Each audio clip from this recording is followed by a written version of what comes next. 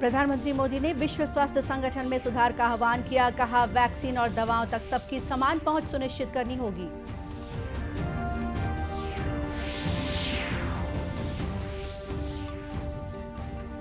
रायपुर में राजकीय हेलीकॉप्टर हुआ हादसे का शिकार, दोनों पायलटों की मौत।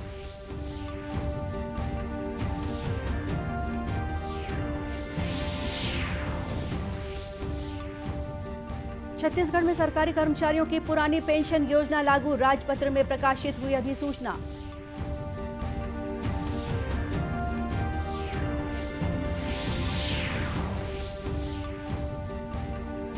और पंडित रविशंकर शुक्ल विश्वविद्यालय की चल एवं अचल संपत्ति के कुर्क मामले में राज्यपाल का हस्तक्षेप, उच्च शिक्षा सचिव को कार्यवाही के लिए लिखा पत्र।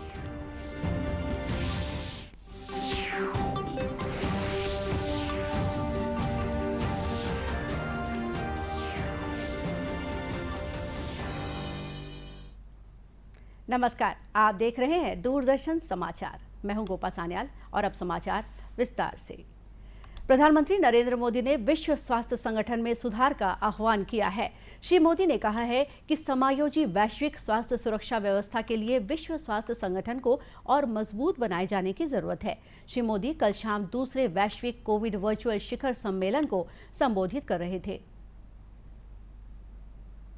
Excellencies, it is clear that a coordinated global response is required to combat future health emergencies. We must build a resilient global supply chain and enable equitable access to vaccines and medicines. WTO rules, particularly TRIPS, need to be more flexible. WHO must be reformed and strengthened to build a more resilient global health security architecture. We also call for streamlining WHO's approval process for vaccines and therapeutics to keep supply chains stable and predictable. As a responsible member of the global community, India is ready to play a key role in these efforts. प्रधानमंत्री मोदी ने America के राष्ट्रपति Joe Biden के निमंत्रण पर इस सम्मेलन में भाग लिया। श्री मोदी ने कहा कि भविष्य की स्वास्थ्य चुनौतियों से निपटने के लिए समन्वित वैश्विक प्रयासों की जरूरत है। उन्होंने कहा कि सभी पक्षों को एक समायोजी वैश्विक आपूर्ति श्रृंखला बनानी चाहिए तथा वैक्सीन और दवाओं तक सबकी समान पहुंच सुनिश्चित करनी चाहिए। राजधानी रायपुर के माना स्थित स्वामी विवेकानंद एयरपोर्ट पर कल रात राज्य सरकार का हेलीकॉप्टर क्रैश हो गया। इसमें सवार 2 पायलटों की मौत हो गई। रायपुर जोन के आईजी ओपी पॉल ने बताया कि हेलीकॉप्टर नाइट फ्लाइंग की प्रैक्टिस पर था। कल रात 9:10 पर हवाई अड्डा परिसर में ही गिरकर वह क्रैश हो गया। हेलीकॉप्टर में राज्य सरकार के पायलट कैप्टन गोपाल कृष्ण पांडा और डीजीसीए के ट्रेनर कैप्टन एपी श्रीवास्तव सवार थे। दोनों को अस्पताल ले जाया गया, जहां दोनों को मृत घोषित कर दिया गया। ये आज रात में कोई नाइट फ्लाइंग की कोई प्रैक्टिस चल रही थी। इसमें डीजीसीए के ट्रेनर थे मिस्टर श्रीवास्तव और स्टेट के जो पायलट हैं कैप्टन गोपाल पांडा, ये दोनों चॉपर में सवार थे और लगभग 9:10 पर रात में एयरपोर्ट के प्रेमाइसेस के अंदर ही दुर्घटना हुई है। दुर्घटना किस तरीके से हुई कोई प्रत्यक्षदर्शी अभी नहीं है और इसमें जब डीजीसीए की टीम जांच करेगी तभी सारी चीज़ों का खुलासा हो पाएगा। लेकिन दुर्घटना हुई और इसमें चॉपर गिर गया और टूट फूट गया, बल्कि काफ़ी बड़ी क्षति चॉपर को पहुंची, उसके टुकड़े टुकड़े इधर उधर हो गए और दोनों पायलट्स जो गंभीर रूप से घायल थे उनको तत्काल यहाँ रामकृष्ण केयर हॉस्पिटल लाया गया, जहाँ अनफॉर्चुनेटली जो है दोनों both were brought dead here. अधिकारियों ने बताया कि दुर्घटना के बाद कुछ समय के लिए रायपुर हवाई अड्डे का ट्रैफिक रोक दिया गया था। हादसे की जांच के आदेश दे दिए गए हैं। केंद्रीय नागरिक उड्डयन मंत्री ज्योतिरादित्य सिंधिया ने हेलीकॉप्टर हादसे में दोनों पायलटों के निधन पर शोक व्यक्त किया है। उन्होंने कहा कि डीजीसीए और छत्तीसगढ़ सरकार की ओर से हादसे की विस्तृत जांच की जा रही है।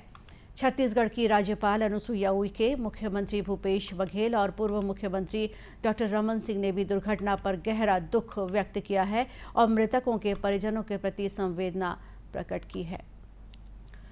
छत्तीसगढ़ में सरकारी कर्मचारियों की पुरानी पेंशन योजना लागू कर दी गई है। वित्त विभाग ने पेंशन योजना में बदलाव की अधिसूचना को छत्तीसगढ़ के राजपत्र में प्रकाशित करा दिया। इसके साथ ही राज्य कर्मचारियों की वर्षों पुरानी मांग पूरी हो गई है। मुख्यमंत्री भूपेश बघेल ने 9 मार्च के बजट भाषण में इसकी घोषणा की थी। वित्त विभाग की नई अधिसूचना के मुताबिक नवीन अंशदायी पेंशन योजना के अंतर्गत शासकीय सेवकों के वेतन से की जा रही 10% मासिक अंशदान की कटौती 1 अप्रैल 2022 से समाप्त हो जाएगी। सामान्य भविष्य निधि नियम के अनुसार मूल वेतन की कम से कम 12% राशि सामान्य भविष्य निधि के लिए काटी जाएगी। राज्य सरकार ने सामान्य भविष्य निधि खातों के ऑडिट का नियंत्रण भी महालेखाकार कार्यालय से वापस लेकर वित्त विभाग को दे दिया है। इसके लिए वित्त विभाग के तहत पेंशन एवं भविष्य निधि संचालनालय बनाया जाना है। जब तक यह नहीं बन जाता तब तक के लिए यह वित्त विभाग के नियंत्रण में संचालनालय कोष, लेखा एवं पेंशन के पास रहेगा।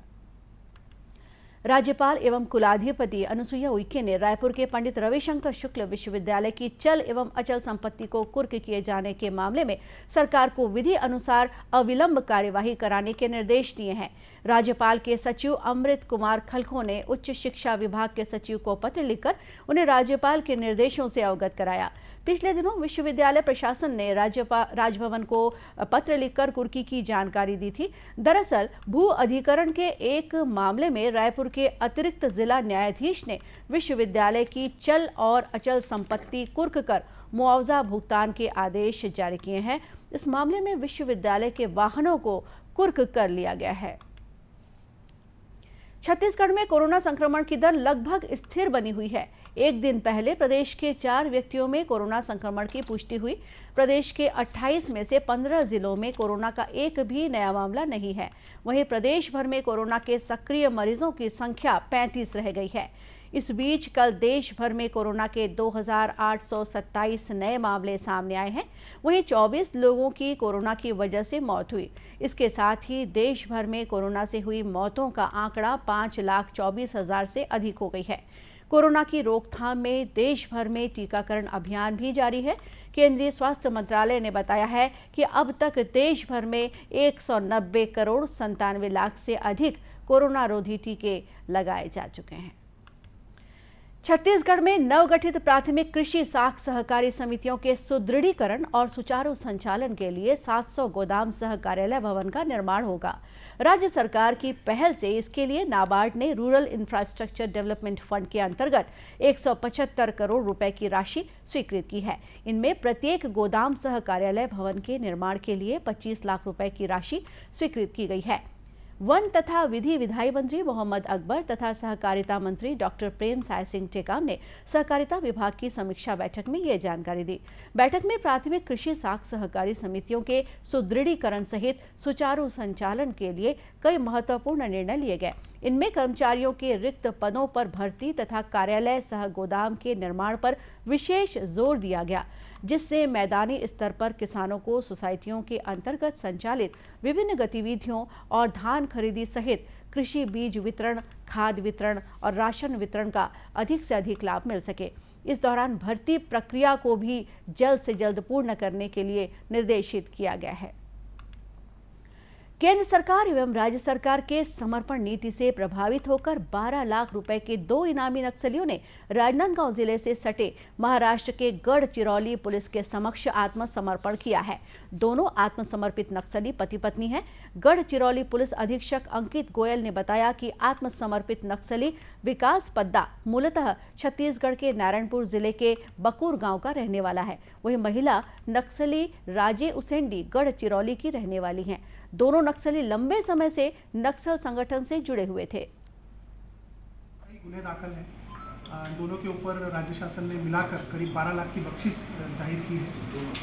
आत्मसमर्पण करने का कारण जो नक्सल की खूनी विचारधारा है उससे परेशान होकर और नक्सलीय दलम में जो नीचे लेवल के दलम मेंबर्स और बाकी जो पदाधिकारी हैं उन पर जो अन्याय होता है उससे परेशान होकर इन्होंने शासना की नवजीवन योजना को अपनाने का फैसला किया और हमारे सामने सरेंडर किया है। इनको सब मिलाकर राज्य शासन और केंद्र शासन से जो बेनिफिट्स मिलता है वो सब मिलाकर करीब 7.5 लाख रुपए कैश, उसके अलावा इनको प्लॉट और घर वगैरह देने का प्रयत्न हम शासन की नवजीवन योजना के हिसाब से करना है।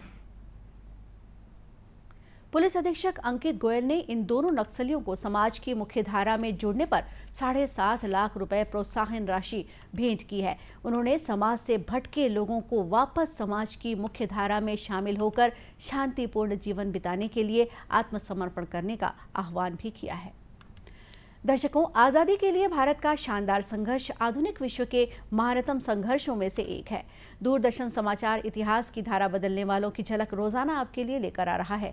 आज हम बात कर रहे हैं स्वतंत्रता सेनानी और भारत के पूर्व राष्ट्रपति फखरुद्दीन अली अहमद के बारे में। आज की कड़ी में हम स्वतंत्रता सेनानी और भारत के पूर्व राष्ट्रपति फखरुद्दीन अली अहमद को याद कर रहे हैं। उनका जन्म 13 मई 1905 को नई दिल्ली में हुआ था। 1925 में जवाहरलाल नेहरू से मुलाकात के बाद वो इंडियन नेशनल कांग्रेस में आए और स्वतंत्रता संघर्ष में शामिल हो गए। उन्होंने 1942 में भारत छोड़ो आंदोलन में सक्रिय भूमिका निभाई। इसके लिए उन्हें गिरफ्तार किया गया और 3.5 साल के लिए जेल भेज दिया गया। स्वतंत्रता के बाद फखरुद्दीन 1952 में राज्यसभा के लिए निर्वाचित हुए। इसके बाद वे असम सरकार के महाधिवक्ता बने और फिर 2 बार असम विधानसभा के लिए निर्वाचित हुए। वे 1967 में लोकसभा के लिए निर्वाचित हुए। इसके बाद 1971 में वे फिर लोकसभा के लिए निर्वाचित हुए और कैबिनेट मंत्री के रूप में उन्होंने खाद्य और कृषि, सहकारिता, शिक्षा, औद्योगिक विकास और कंपनी कानून से संबंधित विभिन्न जिम्मेदारियां संभाली। फखरुद्दीन अली अहमद 1974 में भारत के 5वें राष्ट्रपति बने। इस पद पर रहते हुए जब वो नमाज पढ़ने के लिए तैयार हो रहे थे तो अचानक गिर पड़े और 11 फरवरी 1977 को उनकी मृत्यु हो गई।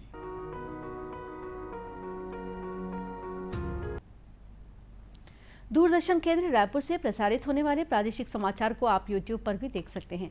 हमारे YouTube channel Chhattisgarh DD news पर प्रादेशिक समाचार उपलब्ध रहेगा। YouTube चैनल का लिंक और QR कोड आप स्क्रीन पर देख सकते हैं।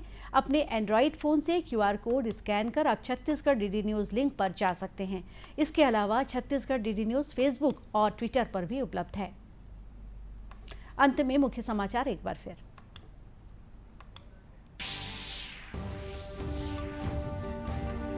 प्रधानमंत्री मोदी ने विश्व स्वास्थ्य संगठन में सुधार का आह्वान किया। कहा, वैक्सीन और दवाओं तक सबकी समान पहुंच सुनिश्चित करनी होगी।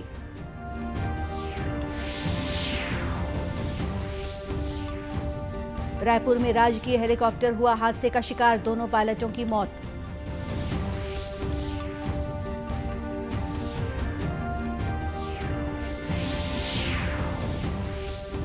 छत्तीसगढ़ में सरकारी कर्मचारियों की पुरानी पेंशन योजना लागू, राजपत्र में प्रकाशित हुई अधिसूचना।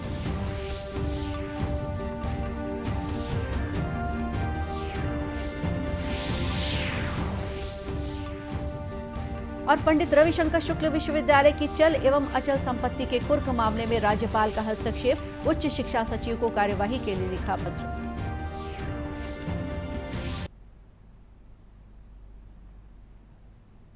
और इसी के साथ ये समाचार बुलेटिन यहीं समाप्त हुआ। नमस्कार।